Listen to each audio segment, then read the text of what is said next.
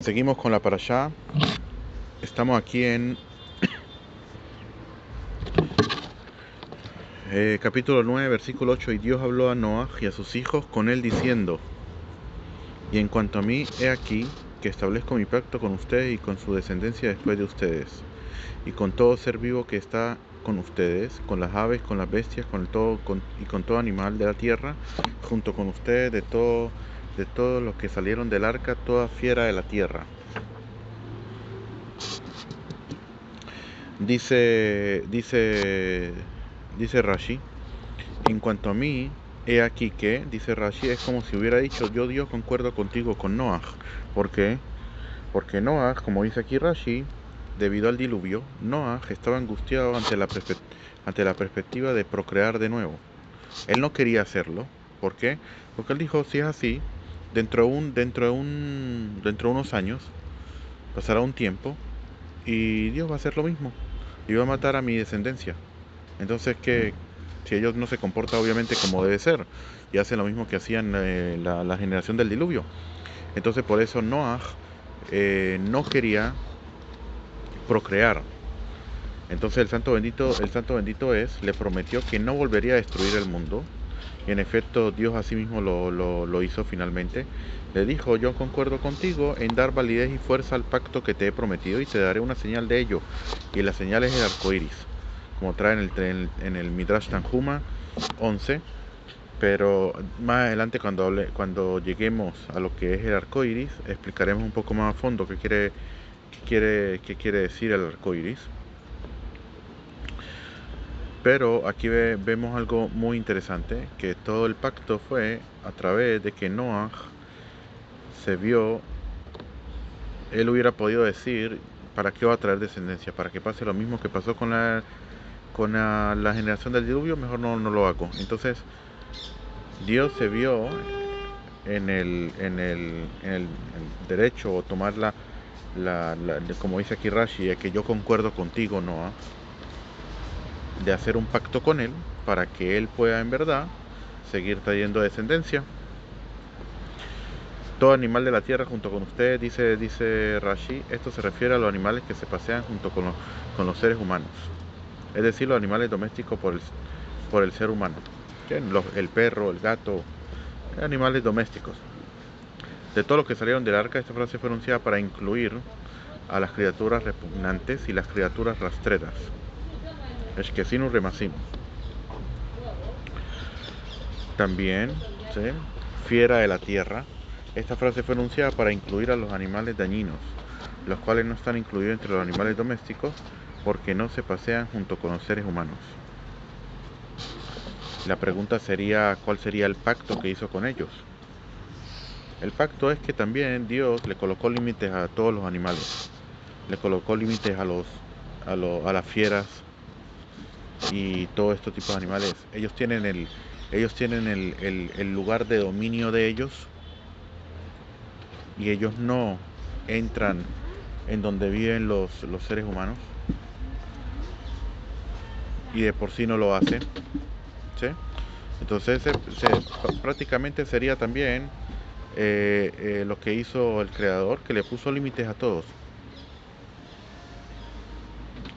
a todas las fieras y a todas las bestias. Y confirmaré mi pacto con ustedes: nunca más será exterminada ningún ser de carne por las aguas del diluvio, y ya no habrá diluvio para destruir la tierra. Y confirmaré, dice Rashi, y en este caso esta expresión significa: haré una confirmación para mi pacto. ¿Y en qué consiste esta confirmación? El arco iris, tal como la Torah concluye más adelante. Dice aquí el Maharal de Praga, dice: no puede referirse al establecimiento del pacto de no destruir el mundo, pues Dios ya había prometido a Noé eso anteriormente. Necesariamente pues debe referirse a la confirmación del mismo.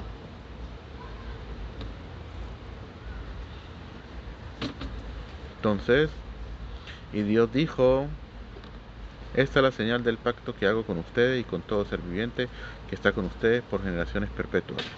Generaciones perpetuas quiere decir, está escrita en forma efectiva. Defectiva quiere decir en hebreo, en forma de que no tiene la Vav, que no está escrito Dorot, sino se pudiera leer Darat, como dice Rashi. Cuando hace falta una letra es porque viene a ser una drashá, ¿sí? Una drashá quiere decir de que se aprende de ahí algo al faltar la letra, como dice aquí, está escrita de forma efectiva sin la letra Baf. Pues en el futuro habría generaciones que no precisarán de esta señal porque serían completamente justas, como la generación de Hizkiyahu, el rey de Yehudá, y la generación de Rabbi Shimon Bar Yochai. El significado de esta alusión es la siguiente: cuando haya generaciones defectivas, en el sentido de que no haya en ellas hombres justos, cuyo mérito sea suficiente para sustentar al mundo, se precisará esta señal. Pero cuando haya generaciones completas, en el sentido de que el mérito de sus hombres justos sea suficiente, esta señal será innecesaria. ¿Por qué? Porque prácticamente incluso que hagan transgresiones, el hombre justo de por sí, de tal magnitud como Rabbi Shimon Bar Yochai o el rey Hizkiyahu, son personas que son tan grandes que prácticamente este, espían por la generación. Entonces en ese caso no hay necesidad del arco iris, pero si no, en verdad se necesitaría el arco iris. Dice aquí: y mi arco iris he puesto en las nubes, y él será señal de pacto entre mí y la tierra, y sucederá que cuando haga oscurecer con nubes sobre la tierra y se observe el arco iris en las nubes, recordaré el pacto entre mí y ustedes y entre todo ser viviente, de todo ser de carne, y las aguas ya no se convertirá en diluvio para destruir a todo ser de carne.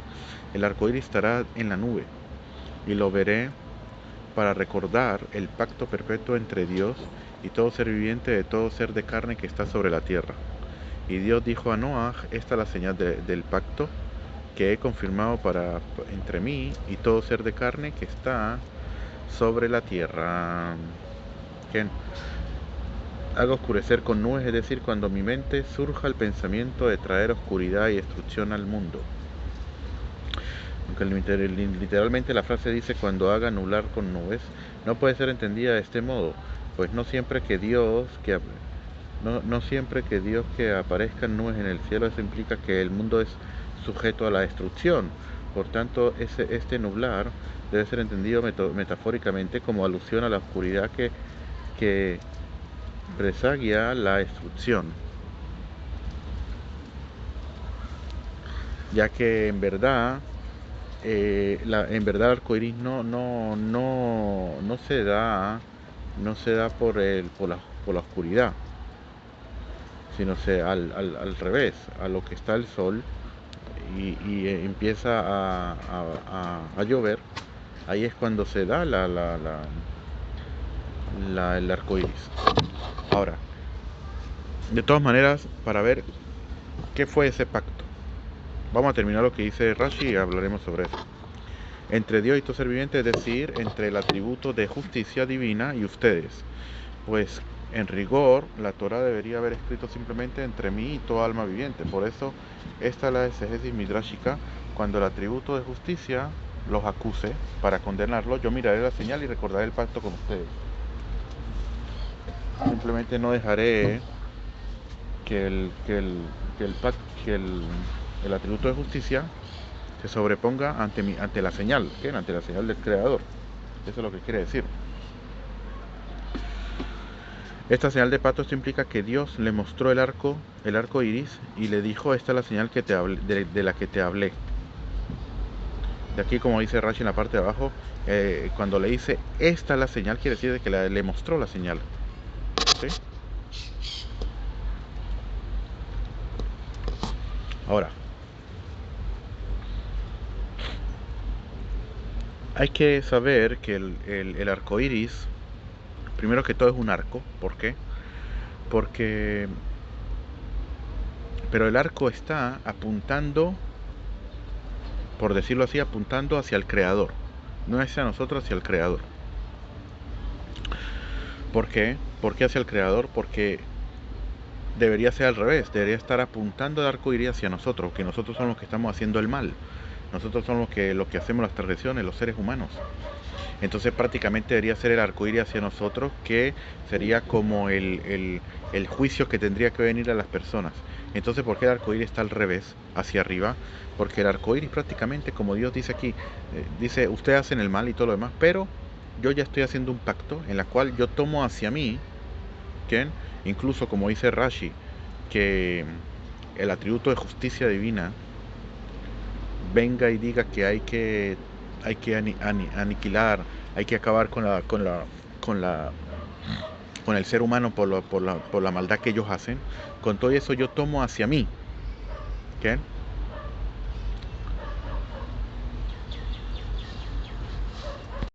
¿Qué? Como diciendo mi arco iris es mío, ¿qué? Apuntando a mí. ¿Por qué apuntando a mí? Porque es como decir que Dios dice, yo tomo hacia mí las, el,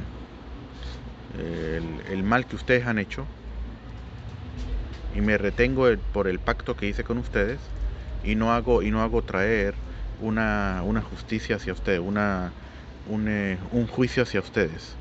Por eso el arco está hacia arriba y no hacia abajo, como apuntando hacia Dios, que Dios toma hacia él todo lo que nosotros hicimos, ¿quién? Como una persona que diga, que venga y diga como el justo, que sí, que el justo dice, yo tomo las tradiciones que ustedes hagan y yo le hago reparación al mal que ustedes hicieron. Lo mismo como que Dios hace lo mismo también con referente a las generaciones que... pero entonces, ¿por qué en verdad está el arco iris? El arco iris lo trae en el tratado de Hagigá, de que dice toda la persona que vea el arco iris. Y la persona, primero que todo, el arco iris allí está también, como dicen los sabios, el arco iris no se puede mirar mucho. Si lo miraste, Seo, ya no lo puedes mirar más. Primero que todo, porque allí está la presencia divina. Y segundo, este, porque no es bueno.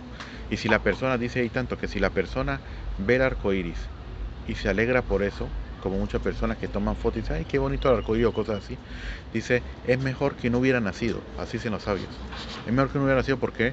Porque en verdad Dios no quiere recordar de que si no fuera por el pacto que él hizo con Noah, precisamente en donde se muestra el arco iris, el creador traería un diluvio para acabar con las personas que viven en ese lugar, por el mal que ellos hacen. Entonces, ¿cómo es posible que la persona va a estar feliz por eso? No, no está feliz, no debería estar feliz. Al revés. Entonces, fíjate también lo que tiene que ver con los colores. Los colores de arcoíris tienen que ver también con referente a lo que son las sefirot. Porque el arcoíris de por sí, el arcoíris, el primer color del arco iris es rojo. El rojo tiene que ver con la Geburah, con los juicios. Y después el rojo va bajando a lo que es este verde o verde amarillento por allí, que eso tiene que ver con Tiferet. Y después hasta que baja a lo que es este azul, y azul ya es el Geset. Quiere decir de que, por decirlo así, de que hay juicio en el mundo. Por eso empieza, los juicios deberían caer al mundo, y por eso empieza con el color rojo. Entonces que por eso baja al color azul, que es Gesed, que es misericordia, para tener misericordias con los creados. Por eso son los colores que vienen así, en forma de rojo, hasta que baja a azul, que tiene que ver con las sefirot de Geburah, de juicios, de Tiferet, que viene siendo este la gloria. Y después Gesed. Para traer Gesed de lo que están haciendo, se necesita Gesed para que el creador no traiga ningún juicio a los creados, y para cumplir su pacto y no hacerles nada, incluso que ellos estén haciendo mal. Ese es el secreto que hay dentro de lo que es el arco iris. ¿Por qué precisamente el arco iris? ¿Por qué el arco iris es así, apuntando hacia arriba? Y todo eso tiene un porqué. De todas maneras, seguimos aquí. Y los hijos de Noah que salieron del arca fueron Shem, Ham, Jafet, y Ham es el padre de Kenan. padre de Kenan, dice aquí Rashi, por qué razón la Torá tuvo necesidad de indicar aquí que Ham era el padre de Kenan? La razón de ello es que esta sesión pasará ahora a ocuparse de narrar la embriaguez de Noaj, en el cual Ham actuó corruptamente a consecuencia de lo cual su hijo Kenan fue maldecido. Pero la Torá aún no ha mencionado cuál era la descendencia de Ham, ni tampoco sabemos hasta ahora que Kenan era su hijo. Por eso precisó decir aquí que Ham era el padre de Kenan. Estos tres fueron los hijos de Noaj, y de estos se dispersó toda la tierra. Sí, dispersó toda la tierra, quiere decir, de aquí prácticamente empezaron las 70 naciones. Las 70 naciones empezaron desde aquí. Y se dispersó el mundo porque, como dijimos anteriormente, de Ham salieron los africanos, de Jafet salieron los europeos, y de Shem viene lo que es el pueblo de Israel. Y Noaj, el amo de la tierra, comenzó y plantó un viñedo, bebió el vino y se embriagó y se descubrió dentro de su tienda. Comenzó. Vamos a ver esto para poderlo entender tanto en el pan, sobre el pan literal un poco, pero sobre todo lo más a fondo que sucedió allí. Comenzó, esto implica que Noah se profanó a sí mismo, pues primero debió ocuparse de otro tipo de plantación. ¿De qué tipo de plantación se hubiera tenido que ocupar? Si vio que lo que había sucedido era porque las personas en verdad no estudiaban Torah,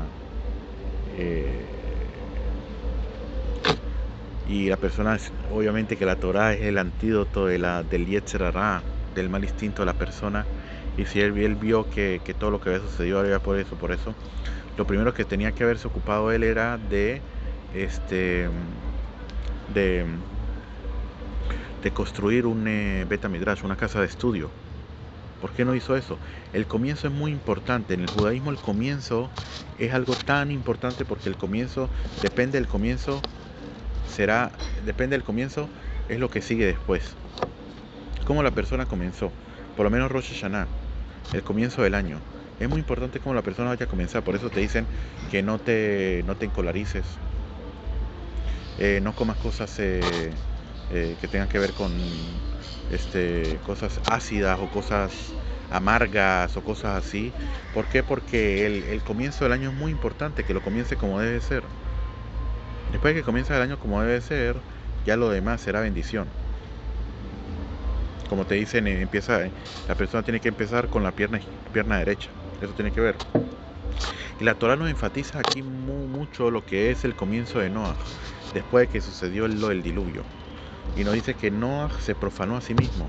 Después de que él era una persona tan elevada que incluso Dios habló con él, después nos viene a hablar de que él prácticamente se profanó a sí mismo.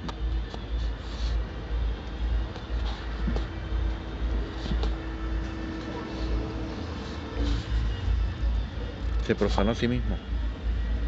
El Señor de la Tierra lo llama. Después que era una persona que era espiritual, del cielo, el cielo de la espiritualidad, se rebajó a ser una persona de la tierra. Esta expresión significa el Señor de la Tierra. Tiene aquí un significado semejante al versículo del marido de Noamí. Y plantó un viñedo. Cuando Noah entró al arca, había introducido con él sarmientos de vid y vástagos de higueras. El término natá denota plantar con ramas y vástagos de planta, no con semillas. No necesariamente había llevado consigo estas ramas, pues de otro modo, ¿de dónde las obtuvo? Y si todo lo que había en la tierra había sido destruido, entonces ¿de dónde sacó eso? Eso es lo que viene a explicar aquí, ¿de dónde había sacado sobre eso? Su tienda, este término Alá, este hecho constituye una alusión a las 10 tribus de Israel, las cuales fueron llamadas con el nombre de su capital, Shomrom. Shomrom hoy en día es Cisjordania. Yudá Shomrom, Cisjordania también. a su vez también llamada Oalá. Aquí se alude a ellas porque fueron exiliadas por asuntos de vino, como se declara al respecto, los que beben vinos en tazones, por ellos serán ahora exiliados. Y se descubrió, este verbo está conjugado con el modo itpael. Tiene que hablar tiene que ver con el hebreo, itpael, todos los verbos, se conjugan. ¿Qué? Entonces de allí se entiende que se descubrió Baitgal, Betoja o Alá, que como dice aquí, y se descubrió dentro de su tienda.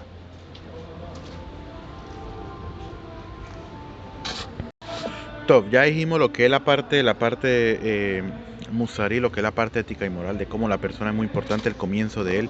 Más adelante vamos a ver también que la Torah nunca habló de lo que de Noah, de que él que habló, que dijo, y cuando habla la Torah de lo primero que dijo Noah, primero vamos a ver de que lo primero que sacó de su boca fue una maldición tan importante de cómo hablan de Noah, qué fue lo que sucedió y lo primero que él hizo. Pero en lo más secreto, como lo trae el Zohar Kadosh, de que él quiso plantar el viñedo. ¿Qué quiere decir eso? Él quiso reparar el daño que hizo el primer hombre. Como trae en el Tratado de Brajot en la página 40, en el Tratado de Sanedrín en la página 70, Aleph, que ahí sale que dice que el árbol del cual comió el primer hombre fue Geffen. Rabbi Meir dice que fue Geffen, que es el vid, ¿qué? Las uvas. Rabbi Nehemías, que dice que fue Teena, o sea, las higueras. Por eso también dice aquí que él agarró tanto higueras como también vino, el vid. Y hay una tercera opinión también allí en el Talmud que dice, ¿cómo que se llama? Rabbi Yehuda, que él dice que es Gita de por sí. Y hay una cuarta opinión en el Midrash, que era Etrog. Pero de todas maneras, si nosotros agarramos estas tres opiniones que salen en el Talmud, que es Geffen, que es Vid. Geffen, la primera letra es Gimel, que tiene que ver con Gevura. La segunda es Teena, que Teena. La primera letra es Tav, que es Tiferet. Y el tercero dijimos que era Gita, ¿sí? Trigo. Que Gita, la primera letra es Het. Het es Geset. Ahí vemos también cómo el primer hombre, a través de lo que él hizo unos fuertes daños en estas sefirot, en estas tres sefirot, con respecto a lo que él comió y lo que él hizo, que obviamente no es una simple comida y se acabó.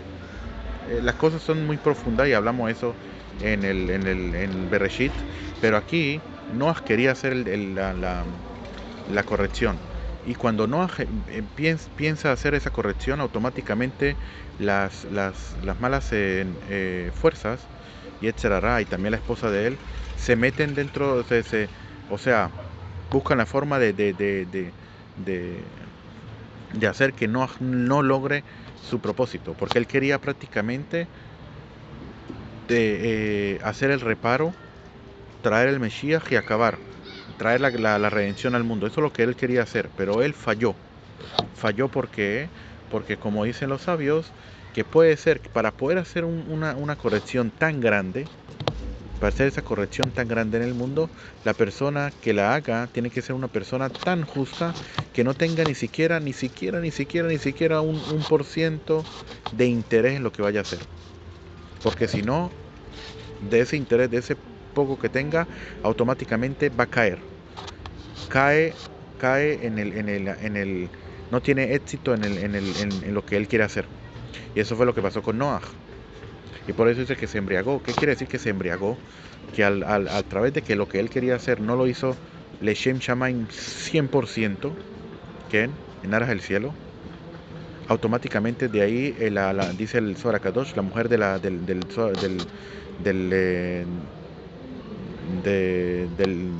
Yetzer Hara, vino y lo embriagó. ¿Qué quiere decir lo embriagó? Embriagó no quiere decir de que se embriagó así por así. Embriagó quiere decir como cuando una persona se embriaga, que la persona pierde el raciocinio, pierde el control de sí mismo.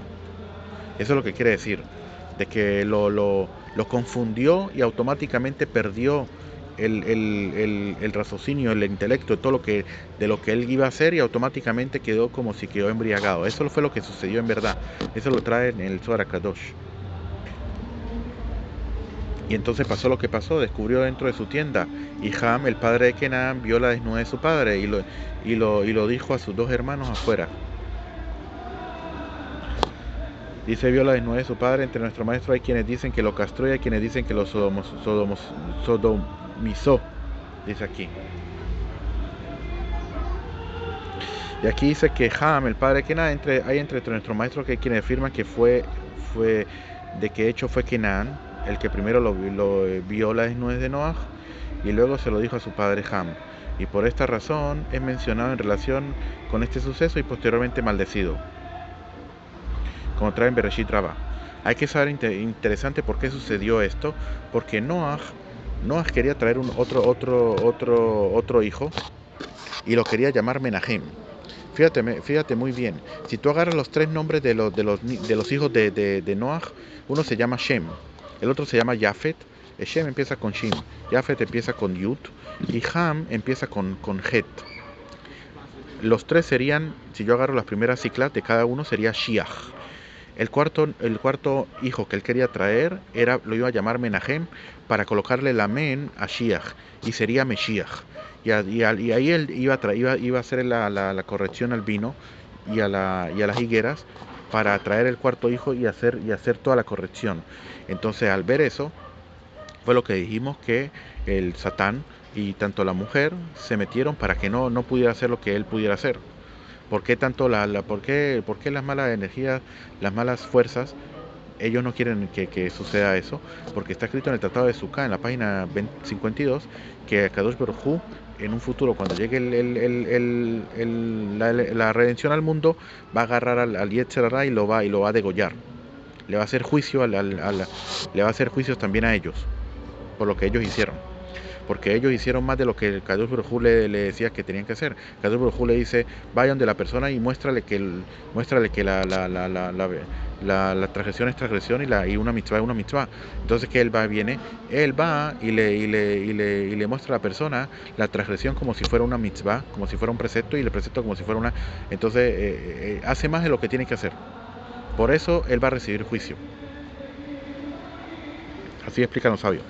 Se explica el Baal Shem Tov también, que va a recibir juicio por eso. Entonces él no quiere que se acabe su reinado, el Satán, el Yetzer Hara. Por eso él se entromete cada vez que los sabios o mucha gente que quisieron hacer eso. Entre eso está el primer hombre, entre eso está Noah, que lo estamos viendo aquí también, entre eso están los hijos de Aarón, entre eso está también el rey Salomón. Muchos que quisieron hacer eso y no lo pudieron hacer. Entonces, ¿qué fue lo que sucedió? Dijimos anteriormente que Ham fue el que él pecó en la tribu. Ham fue el que transgredió de los tres hijos dentro del arca. Entonces, ya que él fue el que él hizo una transgresión dentro del arca, las malas fuerzas se embistieron dentro de él para que hiciera lo que él hizo. Quiere decir para lo que dice aquí, que lo castró. Lo castró para que no pudiera traer más hijos, como dijimos anteriormente, que si hubiera traído otro hijo, entonces lo hubiera llamado Menahem y así todos tuvieran las primeras ciclas de Meshiach, y por eso él hizo lo que él hizo. Y esa es la respuesta que trae el Zohar Kadosh de por qué precisamente Ham vino y hizo lo que hizo. ¿Por qué no vino otro? Porque Ham fue el que hizo la transgresión. Y al él tener pecado, al él hacer la transgresión, le da fuerza a las malas fuerzas de que se envistan en él, que lo controlen y así él haga cosas que ellos quieren que él haga. Esa transgresión, esa cosa mala. Así lo trae el Zohar Kadosh. Ahora, después la maldición viene en que la maldición que le da es que el Kenan va a ser esclavo para Shem. ¿Sí? Va a ser un esclavo para la simiente de Shem. Y fíjate, muy interesante que vamos a ver más adelante que esa simiente, que esos Evet Kenanitas, como se llaman, los siervos kenanitas, ellos podían liberarse de la servidumbre solamente si le daban, ahí en la Torah solamente sale o que le dé un golpe el patrón y le quite el ojo, o le quite un diente. Pero en verdad en el Tratado de Kiddushin trae que incluso hay 24 eh, Evarim, o sea, órganos que se pueden ver que si le hace algo en esos 24 órganos, este puede salir libre. Entre esos están los 10 dedos de la mano, los 10 dedos del pie, los ojos, los dientes, creo que la nariz también, y aparte de eso también habla del órgano sexual también. Son 24 en total, que si le hace algo en esos órganos, él sale automáticamente libre. Pero ¿por qué la Torah enfatiza lo del ojo, el ojo y el diente? ¿Por qué? Porque está escrito aquí, le dice que Ham, el padre de Kenan, vio la desnudez, vio con los ojos. Entonces le hizo daño a los ojos. Y aparte de eso, fue y se lo dijo a su hermano. Se lo dijo con la boca. ¿Sí? Por eso enfatiza la Torah que él, ¿cuánto puede salir de libre si le quitan un ojo o el diente? Para hacer corrección lo que él hizo, lo que él vio a su padre desnudo, y aparte de eso, fue y habló y le dijo a sus hermanos. Entonces Shem y Jafet tomaron una prenda y la pusieron sobre los hombros de ambos y caminaron hacia atrás y cubrieron la desnudez de su padre teniendo sus rostros volteados, y no vieron la desnudez de su padre. Está prohibido ver la desnudez del padre. Por eso ellos caminaron hacia atrás. Pero aquí dice que entonces Shem y Jafet tomaron. Dice Rashi Vaithu. Y tomaron, no está escrito tomaron, está escrito tomó. Vaikach Shem. El que tomó la iniciativa fue Shem. Él tomó la prenda. Lo Jafet. Y por eso por él ha tomado la prenda. Dice, esto enseña que Shem se esforzó más que Jafet en cumplir el precepto de honrar a su padre y cubrir su desnudez. Esta es la razón por la que sus descendientes, el pueblo de Israel, se hicieron dignos de portar el talit junto con el tzitzit. Y por su parte Jafet se hizo merecedor de una sepultura honrosa para sus hijos, como está escrito, daré a Gog un lugar para sepultura. Pero sobre la descendencia de Ham, que humilló a su padre, está escrito, así conducirá el rey de Ashur a los prisioneros de Mitzrayim, de Egipto, que Egipto venían de Ham, y a los deportados de Cush, jóvenes y viejos, desnudos y descalzos, con los traseros descubiertos. Es en Yeshayahu 24. Teniendo su rostro volteado. ¿Por qué se enuncia por segunda vez que su rostro estaban volteados? Esto enseña que incluso cuando se acercaron a él y precisaron girar para cubrirlo, voltearon su rostro hacia atrás por respeto a su padre.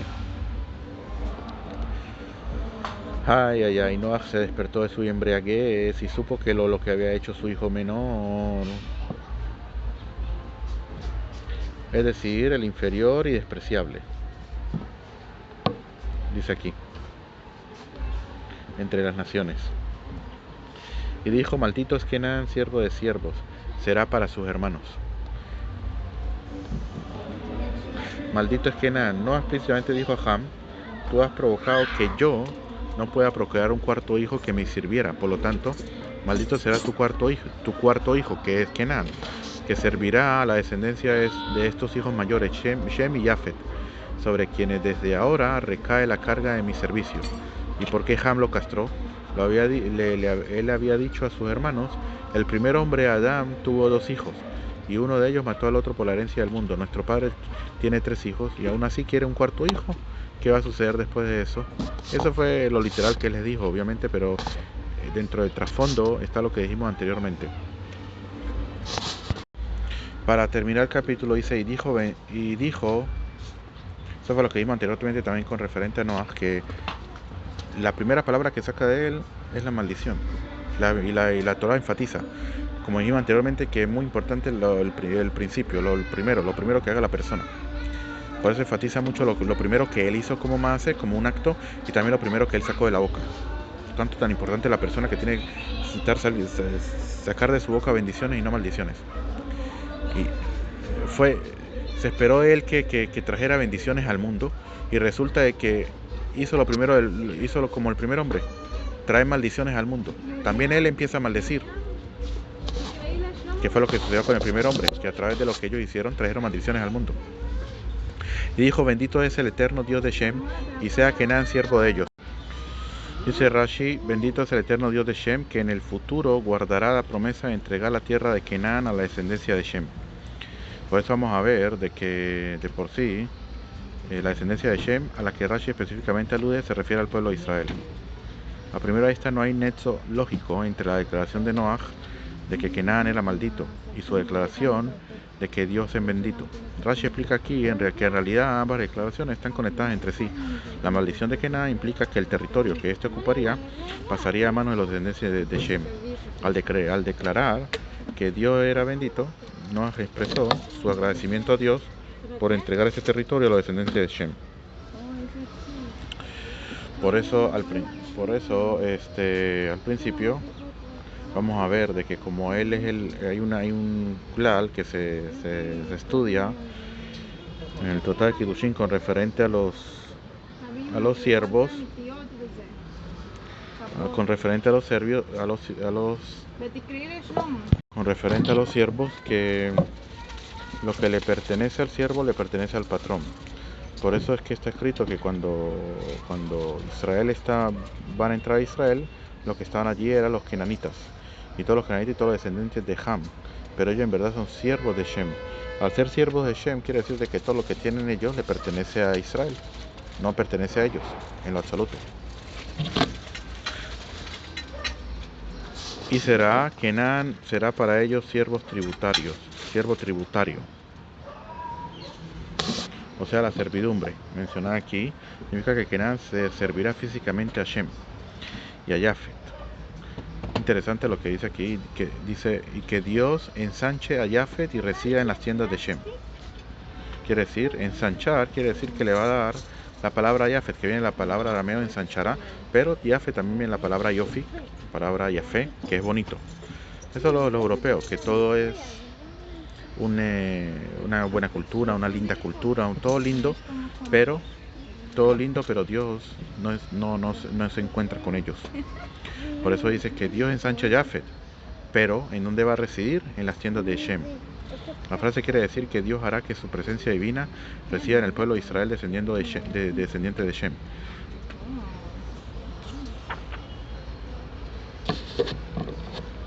Y aquí habla también de otra cosa donde dice que incluso que Dios ensanchará a Yafet, pues el rey Koresh, que era descendiente de Yafet, fue el que construyó el segundo templo, no residió allí la presencia divina, y donde sí residió solamente en el primer templo, la cual había sido construido por el rey Salomón, descendiente de Shem. Y que sea Kenan siervo de ellos.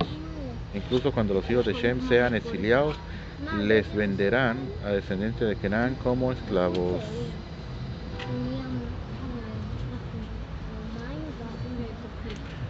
Y Noaj vivió después del diluvio 350 años. Todos los años de Noaj fueron 950 años y murió. Y aquí terminamos el capítulo número 9.